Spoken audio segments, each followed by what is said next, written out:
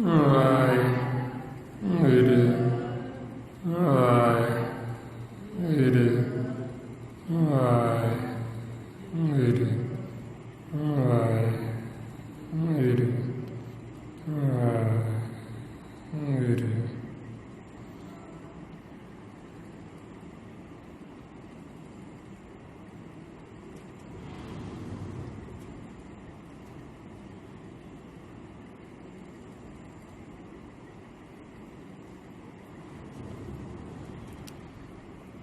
ਵਾਹਿਗੁਰੂ। ਗੁਰੂ ਜੀ ਦੀ ਸਾਜੀ ਨਵਾਜੀ, ਗੁਰੂ ਰੂਪ ਗੁਰੂ ਪਿਆਰੀ ਸਾਧ ਸੰਗਤ ਜੀ, ਵਾਹਿਗੁਰੂ ਜੀ ਕਾ ਖਾਲਸਾ, ਵਾਹਿਗੁਰੂ ਜੀ ਕੀ ਫਤਿਹ। ਗੁਰਮੁਖ ਪਿਆਰਿਓ, ਜੋ ਆਪਾਂ ਨੂੰ ਸਤਿਗੁਰੂ ਗੁਰਬਾਣੀ ਗੁਰੂ ਰਾਹੀਂ ਆਦੇਸ਼ ਬਖਸ਼ਿਸ਼ ਕਰ ਰਹੀ, ਸਾਡੇ ਮਨ ਨੂੰ ਸਮਝਾਇਆ ਜਾਂਦਾ ਹੈ ਕਿ ਜੋ ਮਾਰਗ ਹੈ ਪਰਮਾਤਮਾ ਨੂੰ ਮਿਲਾਪ ਦਾ, ਇਹ ਪ੍ਰੇਮ ਦਾ ਮਾਰਗ ਹੈ। ਇਹਨੂੰ ਸੰਤ ਮਾਰਗ ਕਹਿੰਦੇ, ਸੰਤਾਂ ਦਾ ਰਸਤਾ। ਇਹਦੇ ਵਿੱਚ ਸਾਨੂੰ ਪ੍ਰੇਮ ਹੀ ਪ੍ਰੇਮ ਦੱਸਿਆ ਜਾਂਦਾ, ਕਿਉਂਕਿ ਜਿਹੜੀ ਸਾਰੀ ਕਹਾਣੀ ਇਹ ਪ੍ਰੇਮ ਦੀ, ਕਿਵੇਂ ਅਸੀਂ ਪਰਮਾਤਮਾ ਨਿਰੰਕਾਰ ਵਾਹਿਗੁਰੂ ਤੋਂ ਵਿਛੜੇ, ਵਿਛੋੜੇ ਤੋਂ ਬਾਅਦ ਅਸੀਂ ਕਿੱਥੇ ਕਿੱਥੇ ਰਹੇ, ਕਿਹੜੇ ਕਿਹੜੇ ਆਕਾਰਾਂ ਦੇ ਵਿੱਚ ਰਹੇ, ਫਿਰ ਦੁਬਾਰਾ ਸਾਨੂੰ ਮਾਨਸ ਜਾਮਾ ਮਿਲਿਆ। ਫਿਰ ਮਾਨਸ ਜਾਮੇ ਵਿੱਚ ਗੁਰੂ ਦੀ ਸ਼ਰਨ ਦੇ ਵਿੱਚ ਜਾ ਕੇ ਕਿਵੇਂ ਮਿਲਾਪ ਹੋਇਆ, ਉਹ ਸਾਰੀ ਕਹਾਣੀ ਨੂੰ ਇਹ ਪ੍ਰੇਮ ਕਹਾਣੀ ਕਹਿੰਦੀ, ਅਕਥ ਕਹਾਣੀ ਕਹਿੰਦੀ, ਨਿਰਗੁਣ ਦੀ ਕਥਾ ਕਹਿੰਦੇ। ਇਹ ਫਿਰ ਆਪਾਂ ਨੂੰ ਸਤਿਗੁਰੂ ਗੁਰਬਾਣੀ ਗੁਰੂ ਵਿੱਚ ਸਮਝਾਉਂਦੇ ਵੀ ਜਿਨ੍ਹਾਂ ਗੁਰਮੁਖਾਂ ਨੇ ਮਾਲਕ ਨਾਲ ਮਿਲਾਪ ਕੀਤਾ, ਜਿਹੜੇ ਇਸ ਮਾਰਗ ਦੇ ਉੱਤੇ ਚੱਲੇ, ਉਹ ਫਿਰ ਸਾਨੂੰ ਦੱਸਦੇ ਵੀ ਜਦ ਤੱਕ ਸਾਡਾ ਪ੍ਰੇਮ ਪਰਮਾਤਮਾ ਦੇ ਨਾਲ ਨਹੀਂ ਪੈਂਦਾ, ਉਹਨਾਂ ਸਮਾਂ ਅਸੀਂ ਇਹ ਮਾਇਆ ਦੇ ਦਾਇਰੇ ਦੇ ਵਿੱਚੋਂ ਛੁੱਟ ਨਹੀਂ ਸਕਦੇ। ਤੇ ਜਿਹੜੇ ਗੁਰਮੁਖ, ਉਹਨਾਂ ਦੇ ਅੰਦਰ ਫਿਰ ਪ੍ਰੀਤ ਹੈ ਮਾਲਕ ਦੇ ਨਾਲ,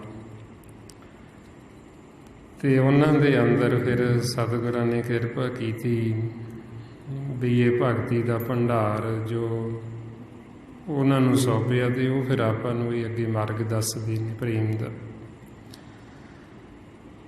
ਇਸ ਲਈ ਫਿਰ ਸਾਡੇ ਮਨ ਨੂੰ ਸਮਝਾਉਂਦੇ, ਮਨ ਰੇ ਕਿਉਂ ਛੂਟੇ ਬਿਨ ਪਿਆਰ,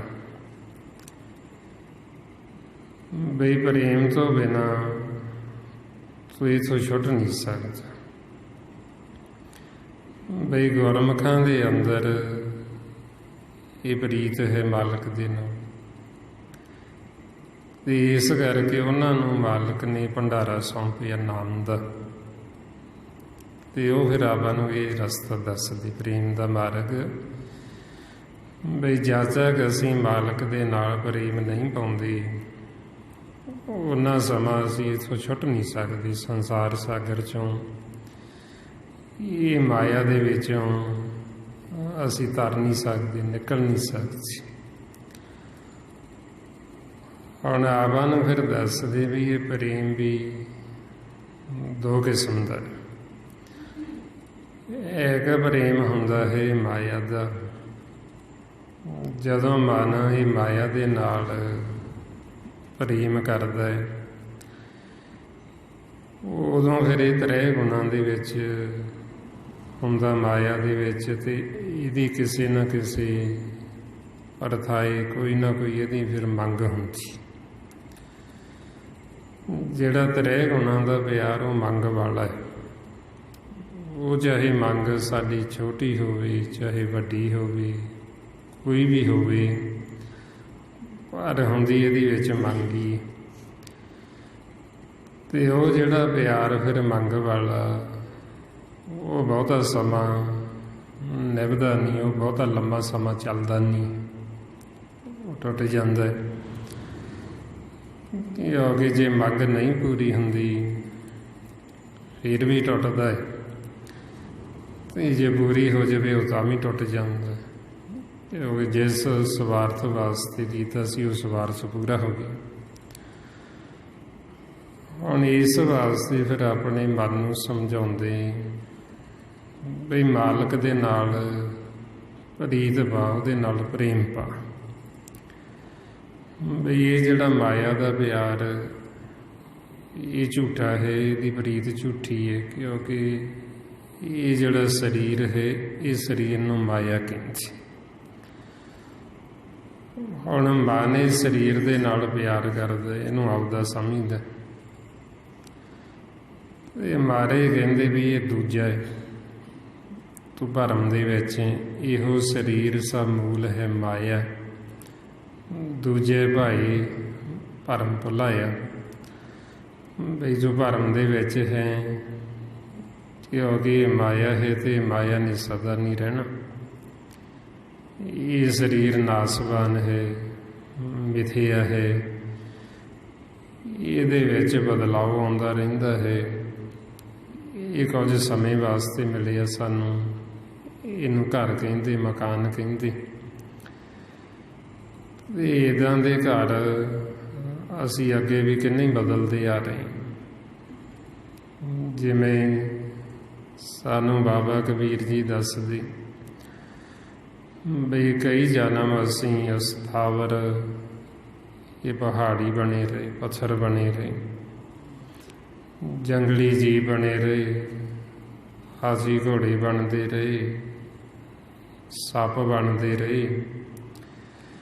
ਇਹਨਾਂ ਘਰਾਂ ਦੇ ਵਿੱਚ ਦੀ ਹੁੰਦੇ ਹੋਏ ਅਸੀਂ ਆ ਰਹੇ ਹਾਂ ਗਰਭ ਦੇ ਵਿੱਚ, ਆਕਾਰ ਬਦਲਦੀ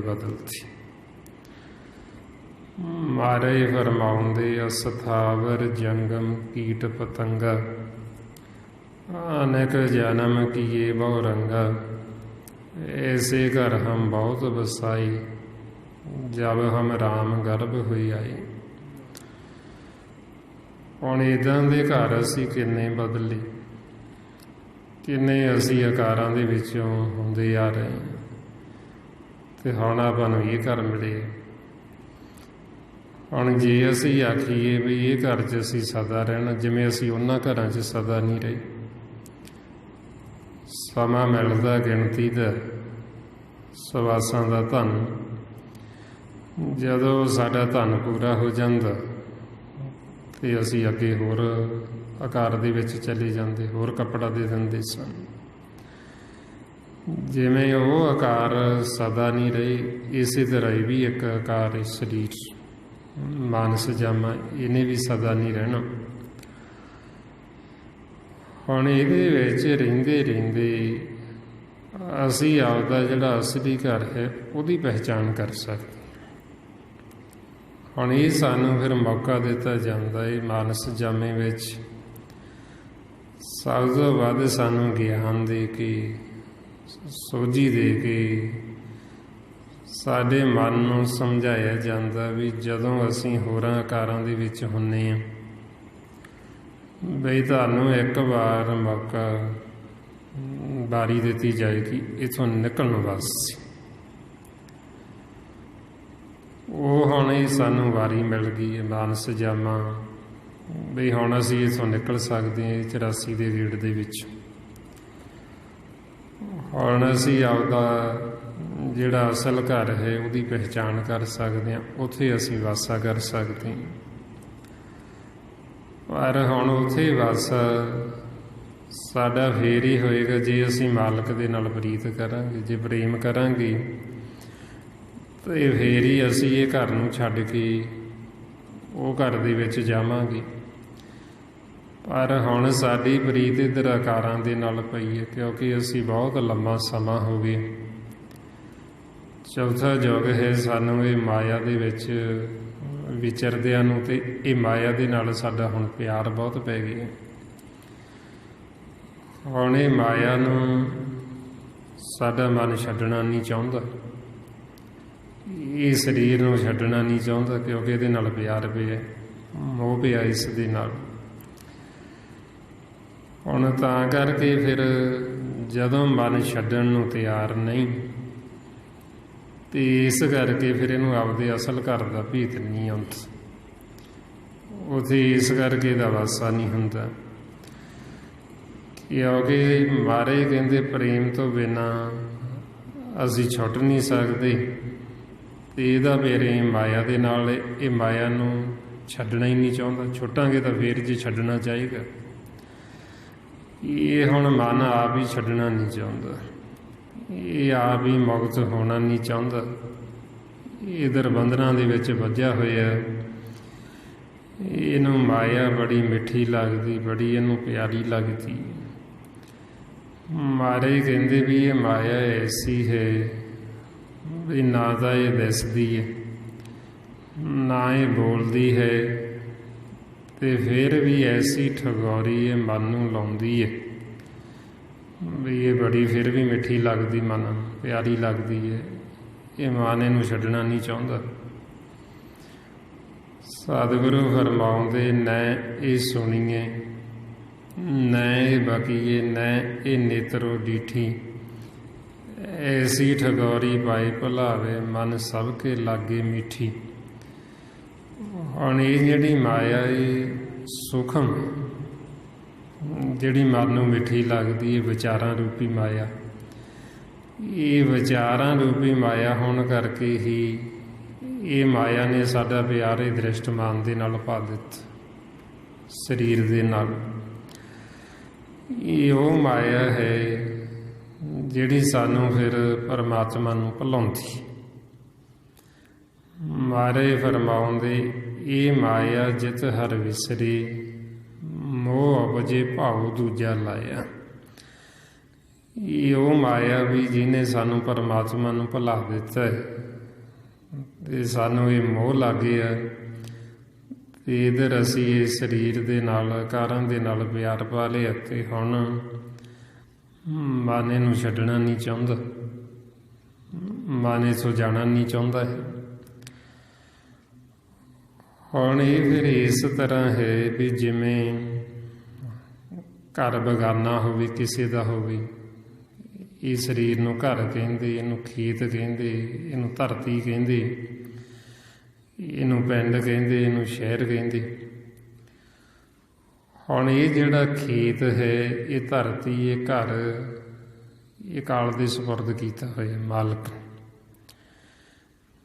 ਜਿੰਨੀ ਵੀ ਦ੍ਰਿਸ਼ਟਮਾਨ ਮਾਇਆ, ਜੋ ਵੀ ਆਪਾਂ ਨੂੰ ਇਹਨਾਂ ਅੱਖਾਂ ਦੁਆਰਾ ਦਿਖਾਈ ਦਿੰਦਾ ਹੈ, ਇਹ ਖੰਡ, ਪਤਾਲ, ਦੀਪ, ਇਹ ਸਭ ਕੁਛ ਮਾਲਕ ਨੇ ਕਾਲ ਨੂੰ ਸੌਂਪੇ ਤੇ ਆਪ ਦਿੱਤਾ। ਇਹ ਸਰੀਰ ਹੈ ਜਿਹੜਾ, ਇਹਨੂੰ ਵੀ ਖੰਡ ਕਹਿੰਦੇ, ਇਹ ਵੀ ਉਹਨੂੰ ਸੌਂਪੇ ਹੈ।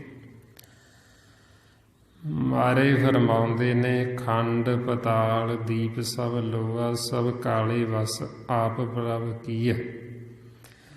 ਬਈ ਮਾਲਕ ਨੇ ਇਹ ਸਾਰੀ ਮਾਇਆ ਦ੍ਰਿਸ਼ਟਮਾਨ ਤੇ ਸੂਖਮ ਇਹ ਕਾਲ ਦੇ ਸਪੁਰਦ ਕਰ ਦਿੱਤੀ ਵੀ ਇਹ ਤੇਰੀ।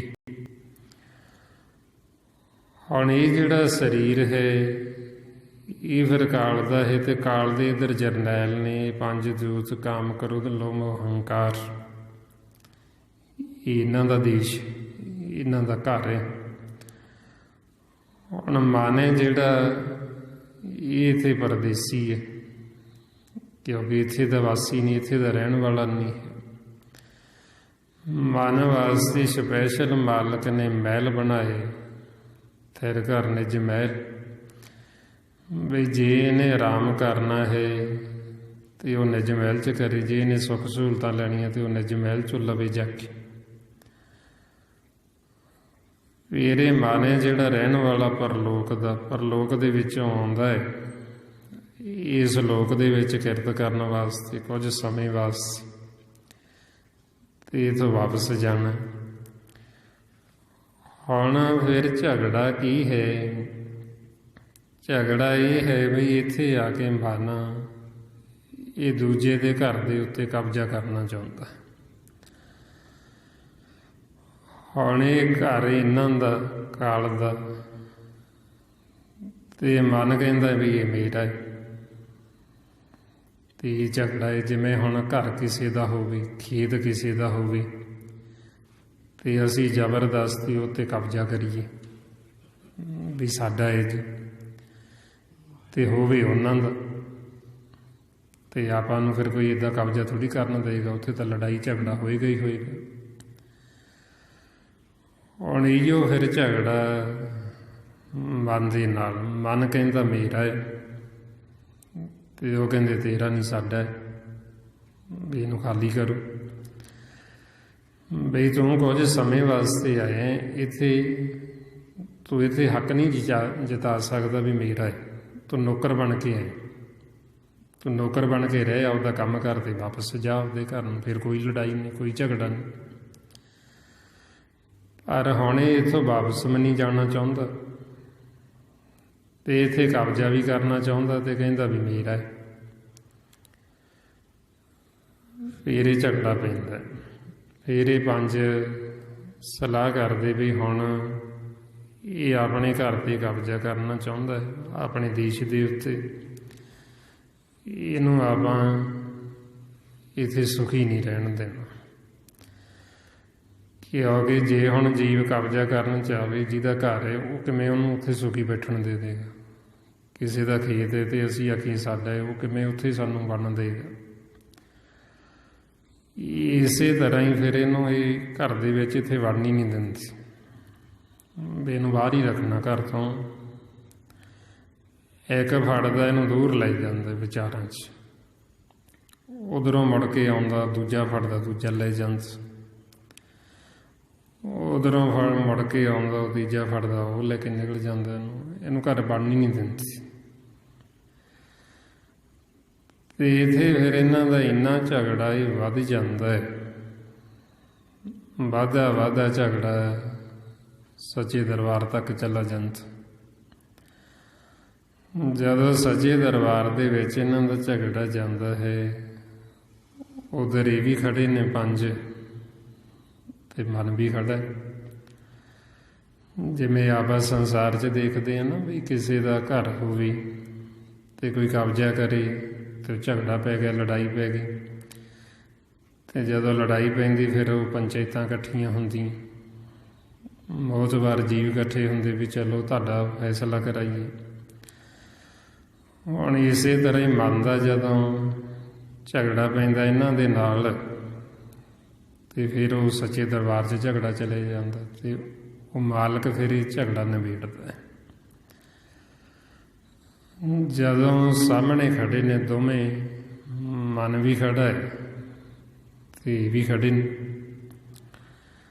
ਮਾਲਕ ਪੁੱਛਦਾ ਵੀ ਦੱਸੋ ਕਿਉਂ ਲੜਦੇ ਹੋ?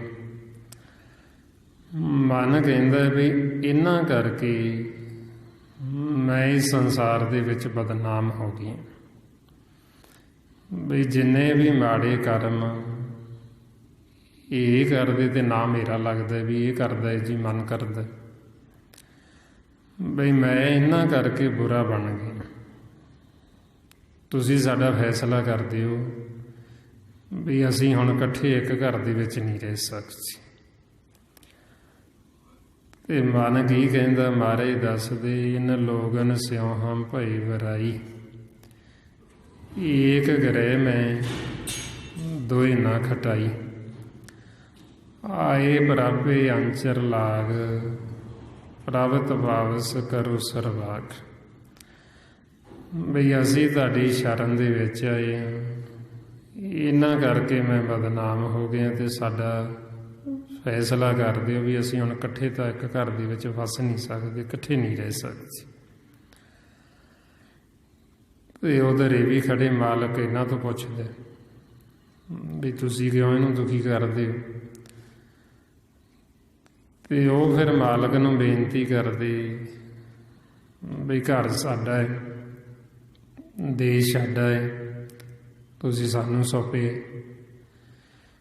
ਇਹ ਮਨ ਉੱਥੇ ਕਬਜ਼ਾ ਕਰਨਾ ਚਾਹੁੰਦਾ, ਇਹ ਕਹਿੰਦਾ ਮੇਰਾ ਹੈ।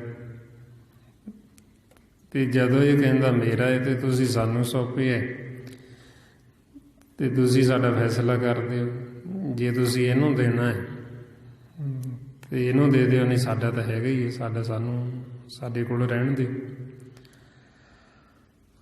ਹੁਣ ਮਾਲਕ ਦੇਖਦੇ ਆ ਵੀ ਦੋਸ਼ ਤਾਂ ਮੰਨਦਾ ਹੀ ਵੀ ਇਹ ਤਾਂ ਮੈਂ ਇਹਨਾਂ ਨੂੰ ਹੀ ਸੌਂਪੇ, ਸਾਰਾ ਕੁਛ ਘਰ ਇਹਨਾਂ ਦਾ ਹੈ, ਦੇਸ਼ ਇਹਨਾਂ ਦਾ ਹੈ, ਵੀ ਦੋਸ਼ ਹੈ ਜਿਹੜਾ ਉਹ ਮੰਨਦਾ ਹੈ। ਫਿਰ ਕਹਿੰਦੇ ਨੇ ਮਾਲਕ ਹੱਸ ਪੈਂਦਾ, ਹੱਸ ਕੇ ਫਿਰ ਮਾਲਕ ਫੈਸਲਾ ਸੁਣਾਉਂਦੀ ਬਈ ਤੇਰੇ ਵਾਸਤੇ ਮਨ ਨੂੰ ਕਹਿੰਦੇ ਮੈਂ ਸਪੈਸ਼ਲ ਮਹਿਲ ਬਣਾਇਆ, ਇਹ ਤੇਰਾ ਘਰ ਨਹੀਂ, ਇਹ ਤੇਰਾ ਦੇਸ਼ ਨਹੀਂ। ਤੂੰ ਆਪਦੇ ਘਰ ਦੇ ਵਿੱਚ ਰਹੇਂਗਾ ਤੇ ਤੇਰੇ ਸੇਵਾਦਾਰ ਬਣ ਕੇ ਰਹਿਣਗੇ, ਤੇਰੇ ਨੌਕਰ ਬਣ ਕੇ ਰਹਿਣਗੇ, ਤੇਰੀ ਸੇਵਾ ਤੇ ਹਾਜ਼ਰ ਰਹਿਣਗੇ। ਜੋ ਤੂੰ ਹੁਕਮ ਕਰੇਗਾ ਉਹੀਓ ਮੰਨਣਗੇ। ਮਾਰੇ ਕਹਿੰਦੇ ਪ੍ਰਭ ਹੱਸ ਬੋਲੇ ਕੀਆ ਨਿਆਈ, ਸਗਲ ਦੂਤ ਮੇਰੀ ਸੇਵਾ ਰਾਈ। ਤੂੰ ਠਾਕਰ ਗ੍ਰਹਿ ਸਭ ਤੇਰਾ, ਕਹੋ ਨਾਨਕ ਗੁਰ ਕੀਆ ਨਬੇੜਾ।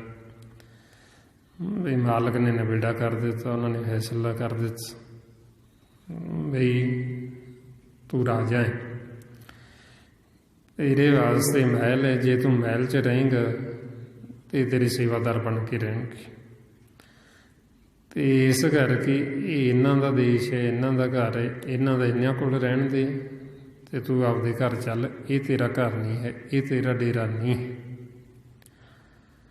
ਮਹਾਰਾਜ ਕਹਿੰਦੇ ਡਾਡਾ ਡੇਰਾ ਇਹ ਨਹੀਂ, ਜਹ ਡੇਰਾ ਤਹਿ ਜਾਣ, ਉਹਾਂ ਡੇਰਾ ਕੇ ਸੰਜਮ ਗੁਰ ਕੀ ਸ਼ਬਦ ਪਛਾਣ। ਵੀ ਇਹ ਤੇਰਾ ਅਸਲ ਘਰ, ਅਸਲ ਡੇਰਾ ਤੇਰਾ ਇਹ ਨਹੀਂ ਹੈ। ਤੂੰ ਹੁਣ ਆਪਦੇ ਅਸਲ ਘਰ ਦੀ, ਅਸਲ ਡੇਰੇ ਦੀ ਪਹਿਚਾਣ ਕਰਕੇ ਉੱਥੇ ਵਾਸਾ ਕਰ। ਜਦੋਂ ਤੂੰ ਉੱਥੇ ਵਸੇਂਗਾ ਤੇ ਤੇਰੇ ਸੇਵਾਦਾਰ ਬਣ ਕੇ ਰਹਿਣਗੇ। ਤਾਂ ਫਿਰ ਮਹਾਰਾਜ ਕਹਿੰਦੇ ਵੀ ਜਿਹੜਾ ਮਨ ਘਰ ਚਲਾ ਗਿਆ, ਜਿਹੜਾ ਹੁਕਮ ਦੇ ਵਿੱਚ ਆ ਗਿਆ, ਫਿਰ ਉਹ ਭਗਤ ਬਣ ਗਿਆ ਤੇ ਉਹਨਾਂ ਭਗਤਾਂ ਨੂੰ ਇਹ ਸਲਾਮ ਕਰਦੇ, ਉਹਨਾਂ ਦੇ ਸੇਵਾਦਾਰ। ਤੇ ਜਿਹੜੇ ਇਹਨਾਂ ਦੇ ਦੇਸ਼ ਦੇ ਵਿੱਚ ਆ ਕੇ ਇੱਥੇ ਮਨ ਕਬਜ਼ਾ ਕਰਨਾ ਚਾਹੁੰਦੇ, ਭਰਮ 'ਚ ਪੈ ਗਏ, ਉਹਨਾਂ ਨੂੰ ਆਪਦੇ ਗੁਲਾਮ ਬਣਾ ਲੈਂਦੇ, ਉਹਨਾਂ ਤੋਂ ਆਪਦਾ ਪਾਣੀ ਭਰਾਉਂਦੇ। ਵੀ ਇਹ ਹੁਣ ਇੱਥੇ ਆ ਕੇ ਆਪਣਾ ਕਬਜ਼ਾ ਕਰਨਾ ਚਾਹੁੰਦੇ, ਇਹਨਾਂ ਨੂੰ ਨੌਕਰ ਬਣਾ ਲਓ, ਇਹਨਾਂ ਨੂੰ ਗੁਲਾਮ ਬਣਾ ਲਓ ਆਪਣੇ।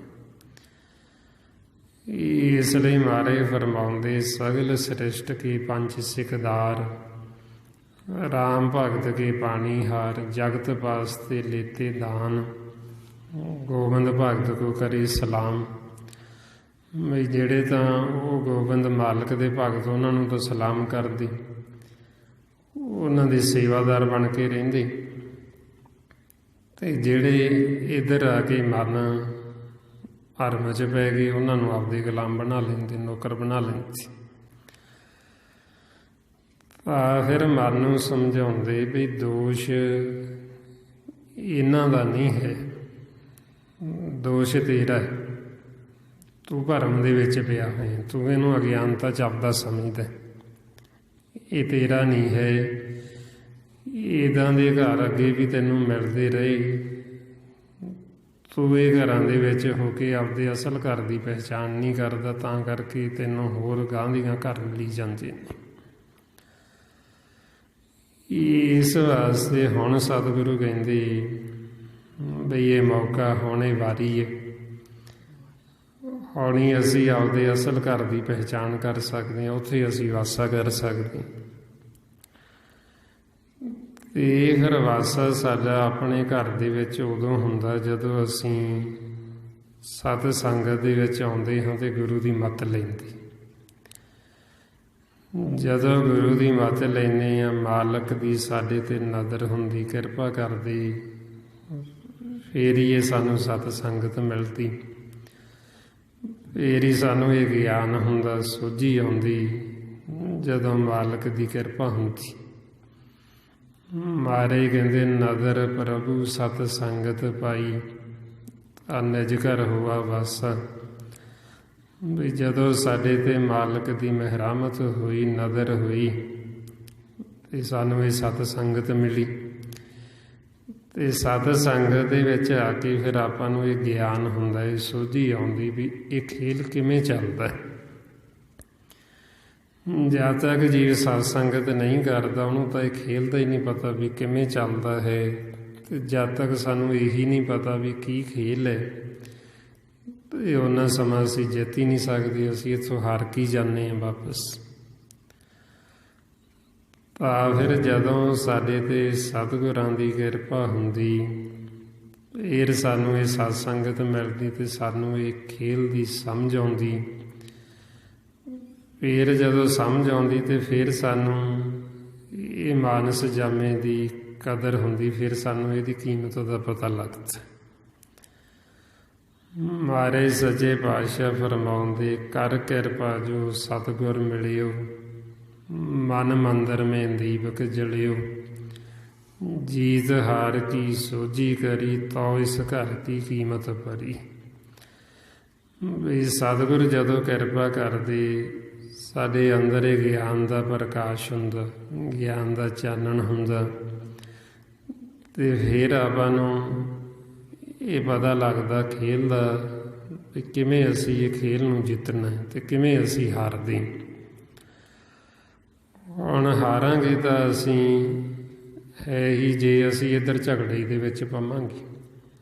ਜਿਵੇਂ ਹੁਣ ਆਬਾ ਨੂੰ ਸਤਿਗੁਰੂ ਸਮਝਾਉਂਦੇ ਵੀ ਤੁਹਾਡਾ ਘਰ ਨਹੀਂ, ਤੁਹਾਡਾ ਦੇਸ਼ ਨਹੀਂ।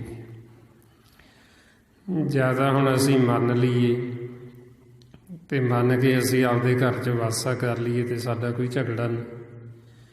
ਵੀ ਸਾਡੇ ਵਾਸਤੇ ਮਾਲਕ ਨੇ ਆਪਦਾ ਘਰ ਬਣਾ ਕੇ ਦਿੱਤਾ ਤੇ ਅਸੀਂ ਆਪਦੇ ਘਰ 'ਚ ਵਸਾਂਗੇ, ਸਾਰੀਆਂ ਸੁੱਖ ਸਹੂਲਤਾਂ ਸਾਡੇ ਘਰ 'ਚ ਨੇ, ਤੇ ਅਸੀਂ ਕਿਸੇ ਹੋਰ ਘਰ ਤੋਂ ਬਗਾਨੇ ਤੋਂ ਲੈਣਾ ਕੀ।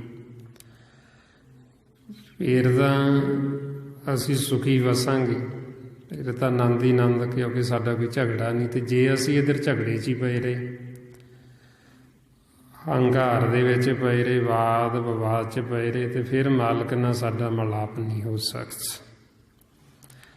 ਇਸ ਲਈ ਮਹਾਰਾਜ ਕਹਿੰਦੇ, ਬਾਦ ਹੰਕਾਰ ਨਾਹੀਂ ਪ੍ਰਭ ਮੇਲਾ। ਵੀ ਜੇ ਅਸੀਂ ਵਾਦ ਵਿਵਾਦ 'ਚ ਹੀ ਪਏ ਰਹੇ, ਹਉਮੈ ਹੰਕਾਰ 'ਚ ਹੀ ਚੱਲਦੇ ਰਹੇ। ਜਿਵੇਂ ਆਪਾਂ ਦੇਖਦੇ ਨਾ, ਜੀਵ ਲੜਦਾ ਕਦੋਂ? ਜਦੋਂ ਹੰਕਾਰ 'ਚ ਹੁੰਦਾ, ਉਦੋਂ ਹੀ ਜੀਵ ਲੜਦਾ ਹੈ ਨਾ। ਜਿਹਦੇ ਅੰਦਰ ਹੰਕਾਰ ਨਹੀਂ, ਉਹ ਤਾਂ ਲੜਦਾ ਹੀ ਨਹੀਂ ਹੈ। ਉਹ ਕਹਿੰਦਾ ਵੀ ਮੈਂ ਤਾਂ ਮਾੜਾ। ਉਹ ਲੜੇਗਾ ਉਦੋਂ ਹੀ ਜਦੋਂ ਉਹਦੇ ਅੰਦਰ ਹਉਮੈ ਹੰਕਾਰ ਹੋਏਗਾ, ਫਿਰ ਹੀ ਉਹ ਵਾਦ ਵਿਵਾਦ ਕਰੇਗਾ, ਫਿਰ ਹੀ ਉਹ ਝਗੜਾ ਕਰੇਗਾ। ਤੇ ਜਦੋਂ ਸਾਨੂੰ ਇਹ ਭੇਦ ਆ ਗਿਆ ਤੇ ਫਿਰ ਸਾਡਾ ਕੋਈ ਝਗੜਾ ਰਹਿੰਦਾ ਹੀ ਨਹੀਂ ਕਿਸੇ ਦੇ ਨਾਲ। ਜਿਵੇਂ ਭਗਤਾਂ ਨੇ ਆਖਿਆ, ਹਮਾਰਾ ਝਗੜਾ ਰਹਾ ਨਾ ਕੋ, ਵੀ ਸਾਡਾ ਕਿਸੇ ਨਾਲ ਕੋਈ ਝਗੜਾ ਰਿਹਾ ਹੀ ਨਹੀਂ। ਕਿਉਂਕਿ ਜਦੋਂ ਅਸੀਂ ਆਪਦੇ ਘਰ 'ਚ ਵਸਣ ਲੱਗੇ ਤੇ ਜਿਨ੍ਹਾਂ ਨੂੰ ਅਸੀਂ ਵੈਰੀ ਕਹਿੰਦੇ ਸੀ, ਵੈਰੀ ਵੀ ਮਿੱਤਰ ਬਣ ਜਾਂਦੇ। ਮਹਾਰਾਜ ਕਹਿੰਦੇ, ਵੈਰੀ ਮਿੱਤਰ ਸਭ ਕੀਤਿਆਂ ਨੇ ਮੰਗੇ ਮੰਦਾ, ਲੇਖਾ ਕੋਈ ਨਾ ਪੁੱਛੇ ਜਾਂ ਹਰ ਬਖਸ਼ੰਦਾ। ਬਈ ਜਿਹੜੇ ਵੈਰੀ ਸੀ, ਉਹ ਵੈਰੀ ਵੀ ਨਹੀਂ ਮੰਦਾ ਮੰਗਦੇ, ਕਿਉਂਕਿ ਅਸੀਂ ਜਦੋਂ ਆਪਦੇ ਘਰ 'ਚ ਵਸਣਾ ਸ਼ੁਰੂ ਕਰ ਦਿੱਤਾ ਤੇ ਝਗੜਾ ਹੀ ਨਹੀਂ ਕਿਸੇ ਨਾਲ ਕੋਈ ਰਿਹਾ। ਝਗੜਾ ਉਦੋਂ ਸੀ ਜਦੋਂ ਅਸੀਂ ਬਗਾਨੇ ਘਰ 'ਤੇ ਆਪਦਾ ਕਬਜ਼ਾ ਕਰਨਾ ਚਾਹੁੰਦੇ ਸੀ। ਅਸੀਂ ਕਹਿੰਦੇ ਸੀ ਸਾਡਾ ਹੈ, ਤੇ ਉਹ ਸੀ ਉਹਨਾਂ ਦਾ, ਤੇ ਉਹ ਝਗੜਾ ਸੀ। ਤੇ ਆਪਾਂ ਹੁਣ ਗੁਰੂ ਸਾਹਿਬਾਨਾਂ ਦਾ ਬਚਨ ਮੰਨ ਕੇ ਆਪਦੇ ਘਰ ਦੇ ਵਿੱਚ ਵਸਣਾ ਸ਼ੁਰੂ ਕਰ ਦਿੱਤਾ ਤੇ ਝਗੜਾ ਕਿਸੇ ਨਾਲ ਕੋਈ ਰਿਹਾ ਹੀ ਨਹੀਂ, ਝਗੜਾ ਹੀ ਖਤਮ ਹੋ ਗਿਆ ਸਾਰਾ। ਤਾਂ ਕਰਕੇ ਫਿਰ ਗੁਰਮੁਖਾਂ ਦਾ ਕੋਈ ਕਿਸੇ ਨਾਲ ਝਗੜਾ ਰਹਿੰਦਾ ਨਹੀਂ, ਕਿਉਂਕਿ ਝਗੜਾ ਸਾਡਾ ਇਹ ਅੰਦਰ ਦਾ, ਬਾਹਰ ਦਾ ਨਹੀਂ ਹੈ, ਇਹ ਅੰਦਰ ਦਾ ਝਗੜਾ ਹੈ। ਅਤੇ ਝਗੜਾ ਤਾਂ ਸੀ ਕਿਉਂਕਿ ਅਸੀਂ ਅਗਿਆਨਤਾ ਦੇ ਵਿੱਚ ਸੀ, ਭਰਮ ਦੇ ਵਿੱਚ ਸੀ, ਇਸ ਕਰਕੇ ਝਗੜਾ ਸੀ। ਅਤੇ ਸਤਿਗੁਰੂ ਸਾਡਾ ਇਹ ਭਰਮ ਖਤਮ ਕਰ ਦਿੰਦੇ। ਜੋ ਸਾਡੇ ਮਨ ਨੂੰ ਭਰਮ ਪਿਆ ਹੁੰਦਾ ਵੀ ਇਹ ਕਹਿੰਦਾ ਇਹ ਮਾਇਆ ਮੇਰੀ ਹੈ, ਅਤੇ ਸਤਿਗੁਰੂ ਕਹਿੰਦੇ ਤੇਰੀ ਨਹੀਂ। ਪਹਿਲਾਂ ਸਾਨੂੰ ਭਰਮ ਸੀ, ਭਰਮ 'ਚ ਅਸੀਂ ਆਪਦਾ ਸਮਝਦੇ ਸੀ ਇਹ ਮਾਇਆ ਨੂੰ, ਅਤੇ ਸਤਿਗੁਰਾਂ ਨੇ ਉਹ ਭਰਮ ਖਤਮ ਕਰ ਦਿੱਤਾ। ਅਤੇ ਅਸੀਂ ਆਖਿਆ ਵੀ ਜਦੋਂ ਸਾਡੀ ਹੈ ਹੀ ਨਹੀਂ, ਅਤੇ ਉਹ ਝਗੜਾ ਹੀ ਖਤਮ ਹੋ ਗਿਆ। ਇਸ ਲਈ ਮਹਾਰਾਜ ਕਹਿੰਦੇ ਸਰਬ ਸੁਖਾਂ ਬਣੇ ਤੇਰੇ ਓਲੇ, ਭਰਮ ਕੇ ਪੜਦੇ ਸਤਿਗੁਰ ਖੋਲੇ। ਬਈ ਜਿਹੜੇ ਸਾਡੇ ਮਨ ਦੇ ਉੱਤੇ ਭਰਮ ਦੇ ਪੜਦੇ ਪਏ ਹੁੰਦੇ, ਉਹ ਸਤਿਗੁਰੂ ਚੱਕ ਦਿੰਦੇ। ਪੜਦਾ ਕੀ, ਬਈ ਕੋਈ ਚੀਜ਼ ਸਾਡੀ ਨਹੀਂ, ਅਸੀਂ ਭਰਮ 'ਚ ਉਹਨੂੰ ਆਪਦਾ ਸਮਝੀ ਜਾਂਦੇ, ਅਤੇ ਉਹਦੇ ਵਾਸਤੇ ਜਿਹੜੀ ਸਾਡੀ ਹੈ ਹੀ ਨਹੀਂ, ਅਸੀਂ ਉਹਦੇ ਵਾਸਤੇ ਹੋਰਾਂ ਨਾਲ ਲੜੀ ਜਾਂਦੇ ਹਾਂ। ਐਡੀ ਵੱਡੀ ਅਗਿਆਨਤਾ ਵੀ ਇੱਕ ਤਾਂ ਸਾਡੀ ਹੋਵੇ ਅਤੇ ਅਸੀਂ ਲੜੀਏ ਵੀ, ਸਾਡੀ ਹੈ ਵੀ ਨਹੀਂ ਅਤੇ ਅਸੀਂ ਲੜਾਈ ਝਗੜਾ ਵੀ ਕਰਦੇ ਹਾਂ ਬਈ ਸਾਡੀ ਹੈ ਅਗਿਆਨਤਾ ਦੇ ਵਿੱਚ। ਅਤੇ ਇਸ ਕਰਕੇ ਫਿਰ ਸਤਿਗੁਰੂ ਸਾਨੂੰ ਇਹ ਭੇਦ ਦਿੰਦੇ, ਗਿਆਨ ਦਿੰਦੇ, ਜੋ ਸਾਡੇ ਅੰਦਰ ਇਹ ਅਗਿਆਨਤਾ ਦਾ ਹਨੇਰਾ ਹੁੰਦਾ, ਭਰਮ ਦੇ ਵਿੱਚ ਅਸੀਂ ਝਗੜੇ ਕਰਦੇ ਹਾਂ। ਅਤੇ ਸਤਿਗੁਰੂ ਸਾਡੇ ਇਹਨਾਂ ਨੇਤਰਾਂ ਦੇ ਵਿੱਚ ਗਿਆਨ ਦਾ ਅੰਜਨ ਸੁਰਮਾ ਪਾ ਦਿੰਦੇ। ਜਦੋਂ ਸਾਡੇ ਅੰਦਰ ਇਹ ਗਿਆਨ ਦਾ ਅੰਜਨ ਸੁਰਮਾ ਪੈਂਦਾ ਹੈ, ਇਹ ਅਗਿਆਨਤਾ ਦਾ ਹਨੇਰਾ ਦੂਰ ਹੋ ਜਾਂਦਾ ਹੈ ਅਤੇ ਪ੍ਰਕਾਸ਼ ਹੋ ਜਾਂਦਾ, ਚਾਨਣ ਹੋ ਜਾਂਦਾ। ਮਹਾਰਾਜ ਕਹਿੰਦੇ ਗਿਆਨ ਅੰਜਨ ਗੁਰ ਦੀਆ, ਅਗਿਆਨ ਅੰਧੇਰ ਵਿਨਾਸ਼। ਹਰ ਕਿਰਪਾ ਤੇ ਸੰਤ ਭੇਟਿਆ, ਨਾਨਕ ਮਨ ਅਰਗਾਸ। ਬਈ ਜਦੋਂ ਸਾਡੇ 'ਤੇ ਮਾਲਕ ਦੀ ਕਿਰਪਾ ਹੁੰਦੀ ਅਤੇ ਸਾਨੂੰ ਸੰਤ ਜਨ ਮਿਲਦੇ, ਮਾਲਕ ਕਿਰਪਾ ਕਰਕੇ ਉਹਨਾਂ ਦਾ ਸੰਗ ਆਪਾਂ ਨੂੰ ਮਿਲਾਉਂਦਾ, ਫਿਰ ਉਹ ਆਪਣੇ ਇਹਨਾਂ ਨੇਤਰਾਂ ਦੇ ਵਿੱਚ ਗਿਆਨ ਦਾ ਅੰਜਨ ਪਾਉਂਦੇ। ਅੰਜਨ ਕਹਿੰਦੇ ਸੁਰਮਾ। ਜਿਵੇਂ ਆਪਾਂ ਦੇਖਦੇ ਨਾ ਸੰਸਾਰ ਦੇ ਵਿੱਚ ਵੀ ਇਹ ਨਿਗਾਹ ਘੱਟ ਜਾਂਦੀ ਅਤੇ ਕਈ ਉਹ ਸੁਰਮਾ ਦੇ ਦਿੰਦੇ ਵੀ ਇਹਦੇ ਨਾਲ ਨਿਗਾਹ ਤੇਜ਼ ਹੋ ਜਾਂਦੀ ਜੀ, ਜਾਂ ਜਾਲਾ ਆ ਜਾਂਦਾ ਵੀ ਉਹ ਹਟ ਜਾਂਦਾ। ਬਸ ਉਹ ਜੋਗੀਆਂ ਕੋਲ ਉਹ ਹੁੰਦਾ, ਜਿਵੇਂ ਆਪਾਂ ਦੇਖਦੇ ਹਾਂ ਫਿਰਦੇ ਜੋਗੀ, ਉਹਨਾਂ ਕੋਲ ਹੁੰਦਾ। ਹੁਣ ਇਸੇ ਤਰ੍ਹਾਂ ਹੀ ਜਿਹੜੇ ਸੰਤ ਹੁੰਦੇ, ਅਸਲ ਜੋਗੀ ਉਹ ਨੇ। ਗੁਰਬਾਣੀ ਗੁਰੂ ਵਿੱਚ ਗੁਰਮੁਖਾਂ ਨੂੰ ਜੋਗੀ ਆਖਿਆ। ਜਿਵੇਂ ਇੱਕ ਤਾਂ ਸੰਸਾਰ 'ਚ ਆਪਾਂ ਦੇਖਦੇ ਹਾਂ ਨਾ, ਭਗਵੇਂ ਕੱਪੜੇ ਪਾ ਕੇ, ਉਹਨੂੰ ਜੋਗ ਨਹੀਂ ਕਹਿੰਦੇ, ਉਹਨੂੰ ਜੋਗੀ ਨਹੀਂ ਕਹਿੰਦੇ। ਜੋਗ ਉਹਨੂੰ ਕਹਿੰਦੇ ਜਦੋਂ ਅਸੀਂ ਸਤਿਗੁਰ ਦਾ ਉਪਦੇਸ਼ ਮੰਨ ਕੇ ਅਸੀਂ ਘਰ ਬੈਠਦੇ ਹਾਂ ਅਤੇ ਘਰ ਬੈਠ ਕੇ ਜੋਗ ਕਮਾਉਂਦੇ ਹਾਂ। ਭਾਈਆਂ ਮਾਰੇ ਗੁਰੂ ਨਾਨਕ ਪਾਤਸ਼ਾਹ ਕਹਿੰਦੇ ਜੋਗ ਨਾ ਭਗਵੇ ਕੱਪੜੇ, ਜੋਗ ਨਾ ਮੈਲੇ ਵੇਸ।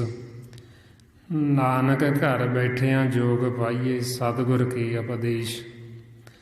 ਵੀ ਉਹ ਜੋਗੀ ਨਹੀਂ ਹੈ, ਉਹ ਜੋਗ ਨਹੀਂ ਵੀ ਇੱਕ ਤਾਂ ਜਿਵੇਂ ਉਹ ਭਗਵੇਂ ਕੱਪੜੇ ਪਾ ਲਏ, ਆਪਾਂ ਭਗਵੇਂ ਕੱਪੜੇ ਪਾ ਕੇ ਦੇਖ ਕੇ ਕਹਿੰਦੇ ਵੀ ਜੋਗੀ ਹੈ, ਵੀ ਉਹ ਗੇਰੂ ਰੰਗੇ ਕੱਪੜੇ ਪਾਏ ਨੇ। ਜਾਂ ਕਈਆਂ ਨੇ ਮੈਲਾ ਵੇਸ ਪਾ ਲਿਆ ਵੀ ਉਹ ਕੱਪੜੇ ਧੋਂਦੇ ਹੀ ਨਹੀਂ, ਪਾਟੇ ਪੁਰਾਣੇ ਪਾ ਲਏ। ਮਹਾਰਾਜ ਕਹਿੰਦੇ ਇਹ ਜੋਗ ਨਹੀਂ ਹੈ, ਇਹਨੂੰ ਜੋਗ ਨਹੀਂ ਕਹਿੰਦੇ ਵੀ ਉਹ ਭਗਵੇਂ ਕੱਪੜੇ ਪਾ ਕੇ ਜਾਂ ਮੈਲਾ ਵੇਸ ਕਰਕੇ ਵੀ ਅਸੀਂ ਜੋਗੀ ਬਣ ਗਏ ਜੀ। ਮਹਾਰਾਜ ਕਹਿੰਦੇ ਜੋਗ ਘਰ ਬੈਠ ਕੇ, ਘਰ ਆਪਣਾ ਨਿਜ ਮਹਿਲ ਥਿਰ ਘਰ, ਜਦੋਂ ਮਨ ਘਰ ਬੈਠ ਜਾਂਦਾ ਫਿਰ ਉਦੋਂ ਕਹਿੰਦੇ ਇਹ ਹੈ ਅਸਲੀ ਜੋਗੀ। ਨਾਨਕ ਘਰ ਬੈਠਿਆਂ ਜੋਗ ਪਾਈਏ, ਸਤਿਗੁਰ ਕੇ ਉਪਦੇਸ਼। ਵੀ ਸਤਿਗੁਰ ਜੋ ਸਾਨੂੰ ਉਪਦੇਸ਼ ਕਰਦੇ, ਉਹ ਘਰ 'ਚ ਬੈਠ ਕੇ ਅਸੀਂ ਉਹ ਉਪਦੇਸ਼ ਨੂੰ ਮੰਨਦੇ ਹਾਂ, ਨਾਮ ਦੇ ਨਾਲ ਜੁੜ ਜਾਂਦੇ ਹਾਂ। ਅਤੇ ਉਦੋਂ ਕਹਿੰਦੇ ਵੀ ਇਹ ਗੁਰਮੁਖ ਨੇ ਅਤੇ ਇਹ ਜੋਗੀ। ਅਤੇ ਇਸ ਵਾਸਤੇ ਫਿਰ ਉਹਨਾਂ ਗੁਰਮੁਖਾਂ ਕੋਲ, ਜੋਗੀਆਂ ਕੋਲ ਉਹ ਅੰਜਨ ਹੁੰਦਾ, ਉਹ ਸੁਰਮਾ ਹੁੰਦਾ ਗਿਆਨ ਦਾ। ਵੀ ਜਦੋਂ ਘਰ ਬੈਠਦੇ ਸਤਿਗੁਰ ਦੇ ਉਪਦੇਸ਼ ਨੂੰ ਮੰਨਦੇ, ਇਹ ਸਤਿਗੁਰੂ ਫਿਰ ਉਹਨਾਂ ਨੂੰ ਉਹ ਸਾਰਾ ਭੰਡਾਰਾ ਗਿਆਨ ਦਾ ਸਾਰਾ ਸੋਝੀ ਦੇ ਦਿੰਦੇ। ਜਦੋਂ ਅਸੀਂ ਮਹਿਲ 'ਚ ਵਸਣਾ ਸ਼ੁਰੂ ਕਰ ਦਿੰਦੇ, ਮਹਾਰਾਜ ਕਹਿੰਦੇ 10ਵੇਂ ਦਵਾਰ ਰਹਿਤ ਕਰੀ ਤ੍ਰੈ ਭਵਨ ਸੋਝੀ ਪਾਈ। ਵੀ ਜਦੋਂ ਸਾਡੇ ਮਨ ਨੇ ਉੱਥੇ ਰਹਿਣਾ ਸ਼ੁਰੂ ਕਰ ਦਿੱਤਾ ਤੇ ਇਹਨੂੰ ਸਾਰੀ ਤ੍ਰੈ ਭਵਨ ਦੀ ਸੋਝੀ ਹੋ ਜਾਂਦੀ, ਲੋਕ ਦੀ ਪਰਲੋਕ ਦੀ ਸਾਰਾ ਸਤਿਗੁਰੂ ਗਿਆਨ ਦੇ ਦਿੰਦੇ। ਉਹ ਗਿਆਨ ਦਾ ਅੰਜਨ ਸੁਰਮਾ, ਫਿਰ ਉਹ ਗੁਰਮੁਖ, ਉਹ ਸੰਤ ਜਨ, ਉਹ ਸਾਧੂ ਜਨ, ਉਹ ਫਿਰ ਸਾਡੇ ਮਨ ਨੂੰ ਦਿੰਦੀ। ਜਦੋਂ ਸਾਡੇ ਮਨ ਦੇ ਨੇਤਰਾਂ ਦੇ ਵਿੱਚ ਗਿਆਨ ਦਾ ਅੰਜਨ ਪੈਂਦਾ ਸੁਰਮਾ, ਤੇ ਫਿਰ ਇਹ ਅਗਿਆਨਤਾ ਦਾ ਹਨੇਰਾ ਦੂਰ ਹੁੰਦਾ। ਫਿਰ ਸਾਨੂੰ ਪਤਾ ਲੱਗਦਾ ਵੀ ਅਸੀਂ ਤਾਂ ਅਗਿਆਨਤਾ ਦੇ ਵਿੱਚ ਹੀ ਝਗੜੇ ਕਰਦੇ ਰਹੇ, ਲੜਾਈਆਂ ਕਰਦੇ ਰਹੇ। ਬਈ ਇਹਦਾ ਸਾਨੂੰ ਬੜਾ ਵੱਡਾ ਭਰਮ ਪਿਆ ਹੋਇਆ ਸੀ, ਭਰਮ ਦੇ ਵਿੱਚ ਹੀ ਲੜਦੇ ਸੀ। ਜਦੋਂ ਭਰਮ ਦੂਰ ਹੋ ਗਿਆ ਤੇ ਝਗੜਾ ਖਤਮ ਹੋ ਗਿਆ, ਲੜਾਈਆਂ ਖਤਮ ਹੋ ਗਈਆਂ। ਹੁਣ ਇਸ ਵਾਸਤੇ ਸਾਰਾ ਭੇਦ, ਸਾਰਾ ਗਿਆਨ ਇਹ ਸਾਡੇ ਮਨ ਨੂੰ ਦਿੱਤਾ ਜਾ ਰਿਹਾ, ਕਿਉਂਕਿ ਮਨ ਭਰਮ ਦੇ ਵਿੱਚ ਪਿਆ ਹੈ, ਮਨ ਅਗਿਆਨਤਾ ਦੇ ਵਿੱਚ ਪਿਆ ਹੈ, ਤੇ ਮਨ ਹੀ ਭਰਮ ਦੇ ਵਿੱਚ ਆ ਕੇ ਸੁੱਤਾ ਹੈ। ਜੋ ਮਾਰੇ ਫਰਮਾਉਂਦੇ ਤਿਹੀ ਗੁਣੀ ਸੰਸਾਰ ਭਰਮ ਸੁੱਤਾ, ਸੁੱਤਿਆਂ ਰਹਿਣ ਵਿਹਾਣੀ। ਹੁਣ ਬਾਕੀ ਤਾਂ ਸਾਰੇ ਜਾਗਦੇ ਨੇ, ਸਿਰਫ ਇਹ ਮਨ ਹੀ ਸੁੱਤਾ ਹੋਇਆ, ਮਨ ਹੀ ਭਰਮ ਦੇ ਵਿੱਚ ਪਿਆ ਹੋਇਆ, ਤੇ ਇਹ ਮਨ ਨੂੰ ਹੀ ਜਗਾਉਣਾ ਹੈ। ਸੁੱਤੇ ਹੋਏ ਮਨ ਨੂੰ ਹੀ ਇਹ ਵਾਰ-ਵਾਰ ਸਤਿਗੁਰੂ ਸਮਝਾਉਂਦੇ ਵੀ ਤੂੰ ਸੁੱਤਾ ਨਾ ਰਹੇ, ਤੂੰ ਜਾਗ, ਤੂੰ ਭਰਮ 'ਚ ਨਾ ਰਹੇ। ਜੇ ਤੂੰ ਸੁੱਤਾ ਰਹੇਂਗਾ ਤੇ ਤੂੰ ਇਹ ਜੀਵਨ ਦੀ ਬਾਜੀ ਨੂੰ ਹਾਰ ਜਾਏਗਾ, ਤੇ ਜੇ ਤੂੰ ਜਾਗ ਪਏਗਾ ਤੇ ਤੂੰ ਜਿੱਤ ਜਾਏਗਾ, ਤੂੰ ਆਪਦੇ ਘਰ ਦੀ ਪਹਿਚਾਣ ਕਰ ਲਏਗਾ ਤੇ ਸਦਾ ਵਾਸਤੇ ਉੱਥੇ ਵਸੇਂਗਾ। ਔਰ ਇਸ ਕਰਕੇ ਫਿਰ ਮਨ ਨੂੰ ਕਹਿੰਦੇ ਜਾਗ ਸੁੱਤਾ ਨਾ ਰਹੇ, ਜਾਗ ਸਲੋਨੜੀਏ ਬੋਲੇ ਗੁਰਬਾਣੀ ਰਾਮ। ਬਈ ਮਾਲਕ ਬੋਲ ਰਿਹਾ, ਉਹਨੂੰ ਸੁਣੋ ਤੇ ਜਾਗੋ। ਹੁਣ ਮਨ ਜਿਹੜਾ ਇਹ ਅਗਿਆਨਤਾ ਦੇ ਵਿੱਚ, ਭਰਮ ਦੇ ਵਿੱਚ, ਵਿਚਾਰਾਂ 'ਚ ਸੁੱਤਾ ਹੈ ਆਪਣਾ, ਉਹਦਾ ਮਨ ਕੋਈ ਸੌਣ ਵਾਲੀ ਚੀਜ਼ ਨਹੀਂ ਹੈ। ਇਹ ਜੋਤ ਸਰੂਪ ਪ੍ਰਕਾਸ਼ ਰੂਪ ਹੈ ਆਪਣਾ ਮਨ। ਸੁੱਤਾ ਇਹਨੂੰ ਉਦੋਂ ਕਹਿੰਦੇ ਜਦੋਂ ਵਿਚਾਰਾਂ 'ਚ ਹੁੰਦਾ, ਵੀ ਵਿਚਾਰਾਂ ਦੇ ਵਿੱਚ, ਭਰਮ ਦੇ ਵਿੱਚ ਸੌਂ ਗਏ।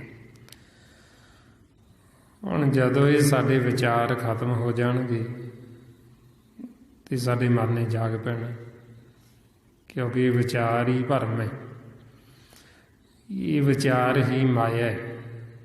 ਜਿਵੇਂ ਹੁਣ ਆਪਾਂ ਇੱਥੇ ਬੈਠੇ ਹਾਂ, ਸਤਿਗੁਰੂ ਜੋ ਸਾਨੂੰ ਗਿਆਨ ਦੇ ਰਹੇ, ਆਪਾਂ ਉਹ ਗਿਆਨ ਨੂੰ ਦ੍ਰਿੜ ਕਰ ਰਹੇ ਹਾਂ। ਜੇ ਤਾਂ ਸਾਡਾ ਮਨ ਇੱਥੇ ਹਾਜ਼ਰ ਹੈ, ਫਿਰ ਤਾਂ ਸਮਝੋ ਵੀ ਮਨ ਜਾਗ ਰਿਹਾ। ਜੇ ਹੁਣ ਇੱਥੇ ਬੈਠੇ ਹੀ ਆਪਾਂ ਧਿਆਨ ਬਾਹਰ ਲੈ ਗਏ, ਵੀ ਬਾਹਰ ਹਨੇਰੀ ਚੱਲਦੀ ਹੈ ਜੀ, ਮੀਂਹ ਨਾ ਆ ਜੇ, ਸਾਡੇ ਕੱਪੜੇ ਬਾਹਰ ਪਏ ਨੇ ਉਹ ਕਿਤੇ ਗਿੱਲੇ ਨਾ ਹੋ ਜਾਣ, ਜਾਂ ਸਾਡਾ ਸਮਾਨ ਕੋਈ ਉਹ ਨਾ ਭੇਜ ਜੇ, ਉਹ ਕੀ ਹੋਇਆ ਵੀ ਅਸੀਂ ਇੱਥੇ ਬੈਠੇ ਹੀ ਸੌਂ ਗਏ। ਵੀ ਮਨ ਹੈ ਜਿਹੜਾ ਸਾਡਾ ਉਹ ਵਿਚਾਰਾਂ 'ਚ ਚਲਾ ਗਿਆ, ਤੇ ਇਹਨੂੰ ਕਹਿੰਦੇ ਵੀ ਇਹ ਮਨ ਸੌਂ ਗਿਆ। ਜਾਣੀ ਦੀ ਇਸ ਤਰ੍ਹਾਂ ਅਸੀਂ ਸੁੱਤੇ ਹੋਏ ਹਾਂ ਵਿਚਾਰਾਂ ਦੇ ਵਿੱਚ, ਭਰਮ ਦੇ ਵਿੱਚ। ਬਈ ਮਨ ਹੈ ਜਿਹੜਾ ਸਾਡਾ ਉਹ ਹਾਜ਼ਰ ਨਹੀਂ ਰਹਿੰਦਾ। ਜਿੱਥੇ ਸਾਡਾ ਇਹ ਸਰੀਰ ਹੈ ਉੱਥੇ ਮਨ ਨਹੀਂ ਹੁੰਦਾ, ਮਨ ਸਾਡਾ ਕਿਤੇ ਹੋਰ ਹੁੰਦਾ ਹੈ। ਬਈ ਮਨ ਅਸੀਂ ਵਿਚਾਰਾਂ ਦੇ ਵਿੱਚ ਹੁੰਦੇ ਹਾਂ। ਜਦੋਂ ਅਸੀਂ ਵਿਚਾਰਾਂ 'ਚ ਹੋਵਾਂਗੇ ਉਦੋਂ ਕਹਿੰਦੇ ਬਈ ਇਹ ਸੁੱਤੇ ਪਏ ਨੇ। ਜਿਵੇਂ ਹੁਣ ਆਪਾਂ ਗੁਰਬਾਣੀ ਪੜ੍ਹਦੇ ਹਾਂ,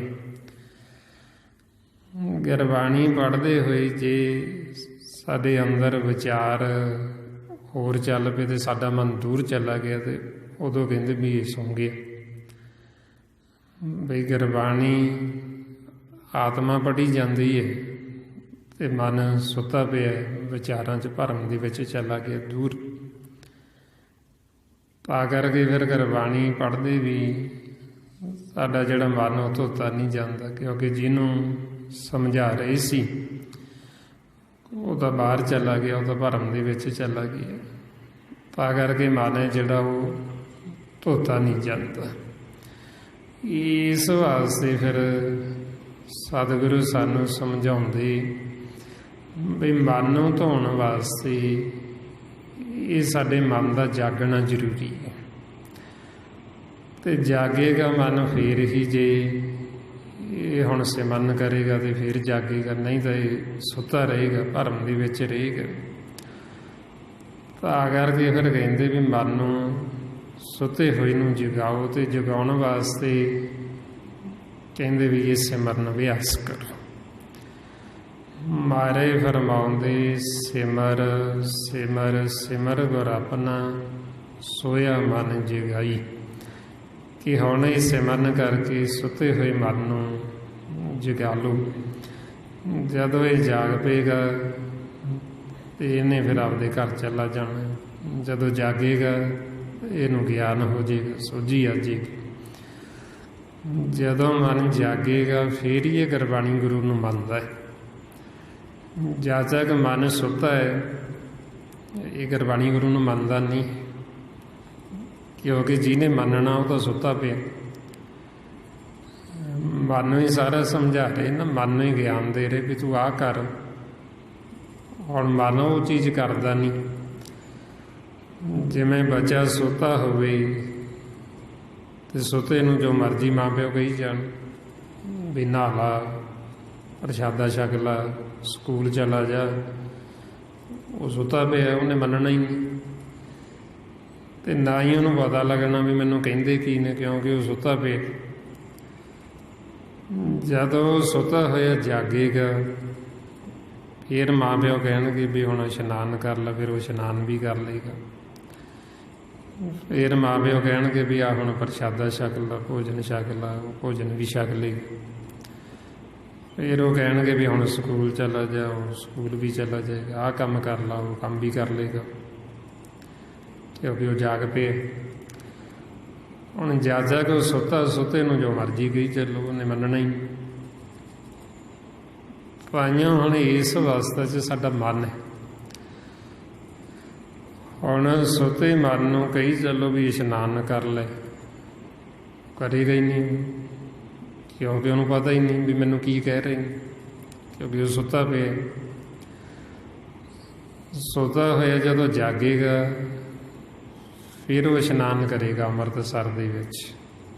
ਜਦੋਂ ਮਨ ਜਾਗੇ, ਜਿਹਨੂੰ ਮਾਰੇ ਕਹਿੰਦੇ ਆ ਨਾ, ਗੁਰ ਸਤਿਗੁਰ ਕਾ ਜੋ ਸਿੱਖ ਖਾਈ ਸੋ ਭਲਕੇ ਉੱਠ ਹਰ ਨਾਮ ਤੇ ਆਵੇ, ਉਦਮ ਕਰੇ ਭਲਕੇ ਪ੍ਰਭਾਤੀ ਇਸ਼ਨਾਨ ਕਰੇ ਅੰਮ੍ਰਿਤਸਰ ਨਹਾਏ। ਬਈ ਫਿਰ ਇਹ ਅੰਮ੍ਰਿਤਸਰ 'ਚ ਇਸ਼ਨਾਨ ਕਰਦਾ ਜਦੋਂ ਮਨ ਜਾਗਦਾ। ਜਦ ਤੱਕ ਜਾਗੇਗਾ ਨਹੀਂ, ਇਹਨੂੰ ਕਹੋ ਅੰਮ੍ਰਿਤਸਰ 'ਚ ਇਸ਼ਨਾਨ ਕਰ ਲੈ, ਇਹਨੂੰ ਪਤਾ ਹੀ ਨਹੀਂ ਵੀ ਅੰਮ੍ਰਿਤਸਰ ਹੈ ਕਿੱਥੇ। ਇਸ਼ਨਾਨ ਤਾਂ ਦੂਰ ਦੀ ਗੱਲ ਰਹੇਗੀ। ਇਹਨੂੰ ਤਾਂ ਇਹੋ ਨਹੀਂ ਪਤਾ ਸੁੱਤੇ ਨੂੰ ਵੀ ਉਹ ਅੰਮ੍ਰਿਤਸਰ ਹੈ ਕਿੱਥੇ ਹੈ। ਇਹਨੂੰ ਅੰਮ੍ਰਿਤਸਰ ਕਹਿੰਦੇ ਇਹ ਵੀ ਨਹੀਂ ਪਤਾ ਇਹਨੂੰ। ਇਸ਼ਨਾਨ ਤਾਂ ਬਾਅਦ 'ਚ ਹੋਏਗਾ ਨਾ, ਜਦੋਂ ਇਹਨੂੰ ਪਤਾ ਹੋਏਗਾ, ਗਿਆਨ ਹੋਏਗਾ, ਫਿਰ ਹੀ ਇਸ਼ਨਾਨ ਕਰੇਗਾ। ਅਤੇ ਗਿਆਨ ਫਿਰ ਹੀ ਹੋਏਗਾ, ਫਿਰ ਹੀ ਇਹਨੂੰ ਸਮਝ ਲੱਗੇਗੀ ਜਦੋਂ ਇਹ ਜਾਗੇਗਾ।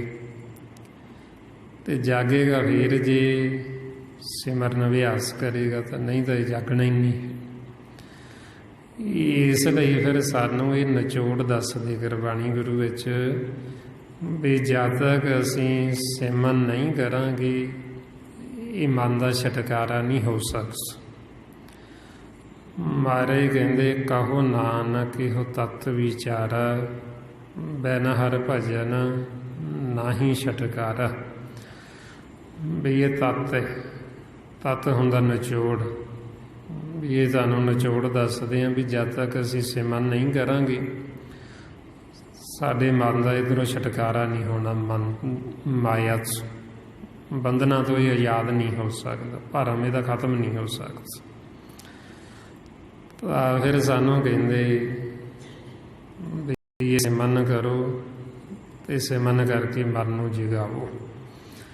ਜਦੋਂ ਇਹ ਜਾਗੇਗਾ ਫਿਰ ਇਹਨੂੰ ਕਹਿਣਗੇ ਇਸ਼ਨਾਨ ਕਰ ਲੈ, ਫਿਰ ਇਹ ਇਸ਼ਨਾਨ ਕਰ ਲਏਗਾ। ਫਿਰ ਇਹਨੂੰ ਕਹਿਣਗੇ ਹੁਣ ਭੋਜਨ ਛਕ ਲੈ, ਫਿਰ ਇਹ ਭੋਜਨ ਛਕ ਲੇਗਾ ਅੰਮ੍ਰਿਤ।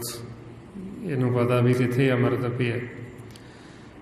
ਜੇ ਹੁਣ ਸੁੱਤੇ ਨੂੰ ਕਹੀ ਚਲੋ ਅੰਮ੍ਰਿਤ ਛਕ ਲਿਆ, ਉਹਨੂੰ ਪਤਾ ਹੀ ਨਹੀਂ ਵੀ ਅੰਮ੍ਰਿਤ ਕਿੱਥੇ ਹੈ, ਕਿਹੜਾ ਅੰਮ੍ਰਿਤ ਕਿੱਥੋਂ ਛਕਣਾ, ਕਿਉਂਕਿ ਉਹਨੂੰ ਪਤਾ ਹੀ ਨਹੀਂ ਭਰਮ ਹੈ।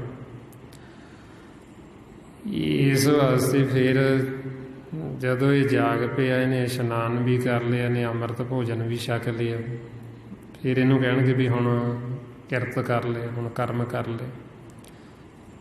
ਫਿਰ ਇਹ ਕਿਰਤ ਵੀ ਕਰੇਗਾ। ਫਿਰ ਇਹਨੇ ਇਹ ਸਿਫਤ ਸਲਾਹ ਕਰਨੀ, ਮਾਲਕ ਦੀ ਕੀਰਤੀ।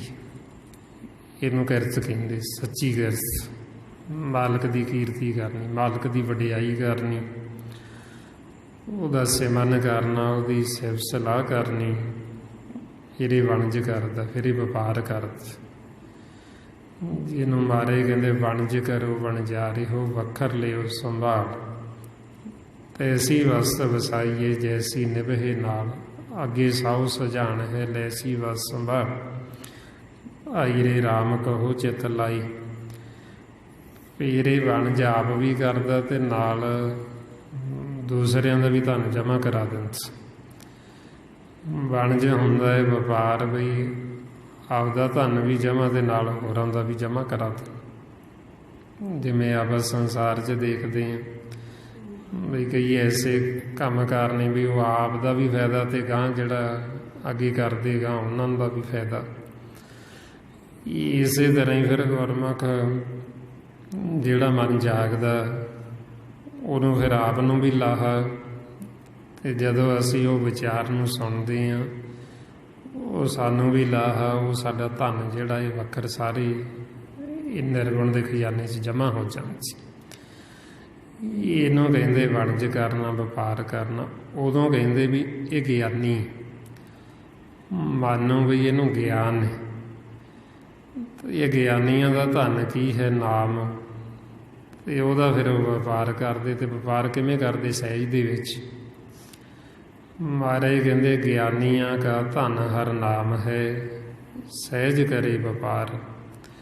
ਵੀ ਉਹਨਾਂ ਨੇ ਸਹਿਜ ਦੇ ਵਿੱਚ ਇਹ ਵਪਾਰ ਕੀਤੀ ਜਾਣਾ, ਵਣਜ ਕੀਤੀ ਜਾਣਾ, ਦੱਸੀ ਜਾਣਾ ਮਾਲਕ ਦਾ ਭੇਤ, ਮਾਲਕ ਦੀ ਸਿਫਤ ਸਲਾਹ ਕੀਤੀ ਜਾਣੀ, ਵਡਿਆਈ ਕੀਤੀ ਜਾਣੀ। ਅਤੇ ਇਹਨੂੰ ਕਹਿੰਦੇ ਵਪਾਰ ਕਰਨਾ।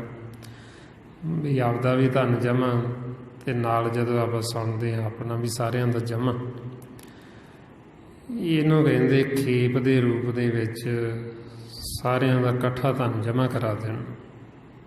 ਬਖਰ ਨਾਮ ਲਵ ਖੇਪ ਚ ਲਾਭੋ, ਲੈ ਲਾਹਾ ਗੁਰਮੁਖ ਘਰ ਆਵੋ।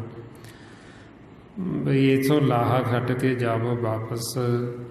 ਬਈ ਇਹ ਧਨ ਜਿਹੜਾ ਖੇਪ ਹੁੰਦਾ ਵੀ ਇਕੱਠਾ ਸਾਰਿਆਂ ਦਾ ਜਮ੍ਹਾਂ ਹੋ ਜਾਣਾ।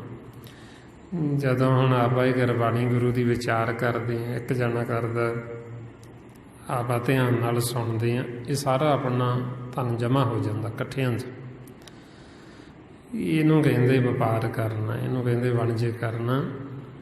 ਬਈ ਇਹ ਧਨ ਸਾਰਿਆਂ ਦਾ ਜਮ੍ਹਾਂ ਹੋ ਗਿਆ। ਅਤੇ ਜਦੋਂ ਜਮ੍ਹਾਂ ਹੋ ਜਾਏਗਾ ਫਿਰ ਸਾਨੂੰ ਇਹਦੇ ਬਦਲੇ ਸਾਡੇ ਮਨ ਵਾਸਤੇ ਜਿਹੜੀਆਂ ਸੁੱਖ ਸਹੂਲਤਾਂ ਨੇ ਉਹ ਮਿਲਣਗੀਆਂ। ਆਹੋ ਹੁਣ ਕਿਵੇਂ ਅਸੀਂ ਇਹ ਧਨ ਜਮ੍ਹਾਂ ਕਰਾਉਣਾ? ਉਹਦੇ ਵਾਸਤੇ ਜੋ ਮਹਾਰਾਜ ਕਹਿੰਦੇ ਆਈ ਰੇ ਰਾਮ ਕਹੋ ਚਿੱਤ ਲਾਈ। ਵੀ ਰਾਮ ਆਖੋ, ਚਿੱਤ ਲਾ ਕੇ ਆਖੋ। ਕਿਵੇਂ ਆਖੀਏ? ਉਹ ਫਿਰ ਆਪਾਂ ਨੂੰ ਕਹਿੰਦੇ ਵੀ ਸਾਸ ਗਿਰਾ ਸਕ। ਵੀ ਆਪਣੀ ਆਵਾਜ਼ ਨੂੰ ਪੂਰਾ ਧਿਆਨ ਦੇ ਨਾਲ ਸੁਣੋ। ਅਤੇ ਜਦੋਂ ਅਸੀਂ ਆਪਦੀ ਆਵਾਜ਼ 'ਚ ਪੂਰਾ ਧਿਆਨ ਰੱਖਾਂਗੇ ਸਾਡਾ ਮਨ ਪਾਸੇ ਨਹੀਂ ਜਾਏਗਾ, ਸਾਡਾ ਚਿੱਤ ਲੱਗ ਜਾਏਗਾ, ਸਾਡਾ ਧਨ ਜਮ੍ਹਾਂ ਹੋ ਜਾਏਗਾ।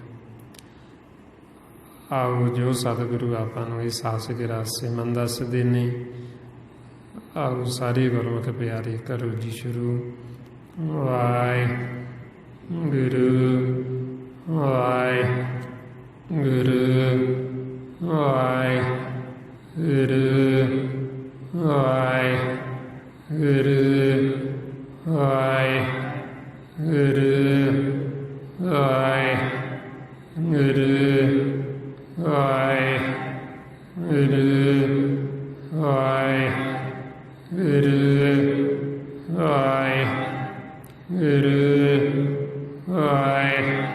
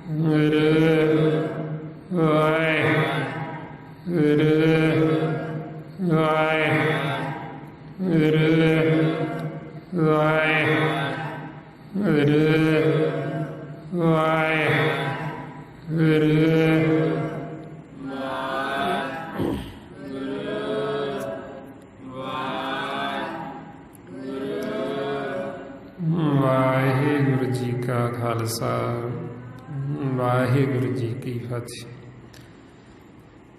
ਇਸ ਤਰੀਕੇ ਨਾਲ ਗੁਰਮੁਖ ਪਿਆਰਿਓ, ਜਦੋਂ ਆਪਾਂ ਇਹ ਸਿਮਰਨ ਕਰਾਂਗੇ ਲਗਾਤਾਰ, ਫਿਰ ਸਾਡਾ ਪਿਆਰ ਵਾਹਿਗੁਰੂ ਨਾਲ ਪੈਂਦਾ ਜਾਏਗਾ।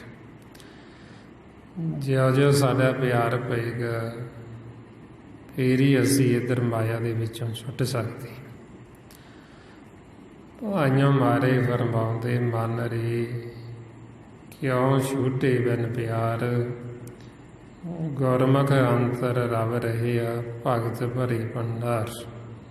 ਵੀ ਗੁਰਮੁਖਾਂ ਦੇ ਅੰਦਰ ਮਾਲਕ ਪਰਮਾਤਮਾ ਵਸਦਾ ਹੈ ਤੇ ਉਹਨਾਂ ਨੂੰ ਇਹ ਭਗਤੀ ਦਾ ਭੰਡਾਰਾ ਸੌਂਪੇ, ਨਾਮ ਦਾ ਖਜ਼ਾਨਾ।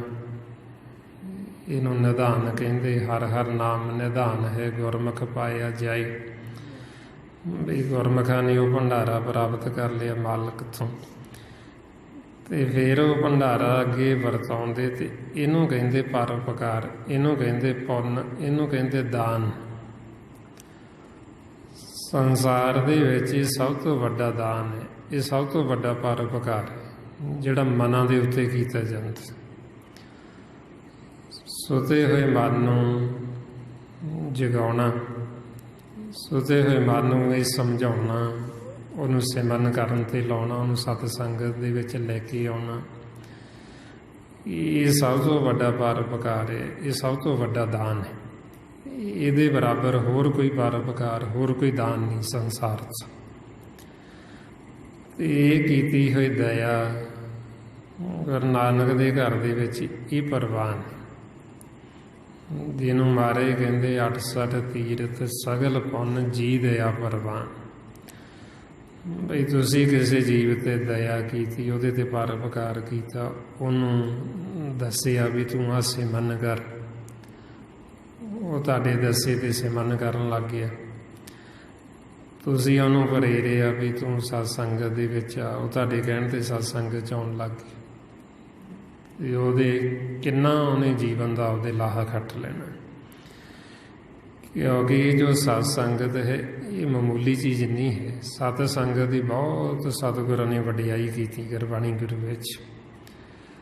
ਜਿਨ੍ਹਾਂ ਨੂੰ ਇਹ ਸਤਸੰਗਤ ਮਿਲ ਜਾਂਦੀ ਉਹ ਗੁਰਮੁਖ ਤਰ ਜਾਂਦੇ, ਉਹ ਮੁੜ ਕੇ ਨਹੀਂ ਆਉਂਦੇ ਵਾਪਸ। ਮਹਾਰਾਜ ਕਹਿੰਦੇ ਮੇਰੇ ਮਾਧੋ ਜੀ ਸਤ ਸੰਗਤ ਮਿਲੇ ਸੋ ਤਰਿਆ। ਬਈ ਜਿਹੜੇ ਬਹੁਤ ਵੱਡੇ ਭਾਗਾਂ ਵਾਲੇ ਉਹ ਫਿਰ ਇਹ ਸਤਸੰਗਤ 'ਚ ਆਉਂਦੇ, ਜਿਹੜੇ ਭਾਗਾਂ ਤੋਂ ਹੀਣੇ ਨੇ ਉਹ ਆਉਂਦੇ ਹੀ ਨਹੀਂ ਸਤਸੰਗਤ 'ਚ। ਮਹਾਰਾਜ ਕਹਿੰਦੇ ਬੜ ਭਾਗੀ ਸਤ ਸੰਗਤ ਪਾਵੇ, ਭਾਗਹੀਣ ਭਰਮ ਚੋਟਾਂ ਖਾਵੇ। ਬਿਨ ਭਾਗਾਂ ਸਤ ਸੰਗ ਨਾ ਲੱਭੇ, ਬਿਨ ਸੰਗਤ ਮੈਲ ਭਰੀ ਜੇ ਜੀਓ। ਬਈ ਬਿਨਾਂ ਭਾਗਾਂ ਤੋਂ ਸਾਨੂੰ ਇਹ ਸਤਸੰਗਤ ਨਹੀਂ ਮਿਲਦੀ। ਵੱਡੇ ਭਾਗੀਆਂ ਨੂੰ ਇਹ ਸਤਸੰਗਤ ਪ੍ਰਾਪਤ ਹੈ।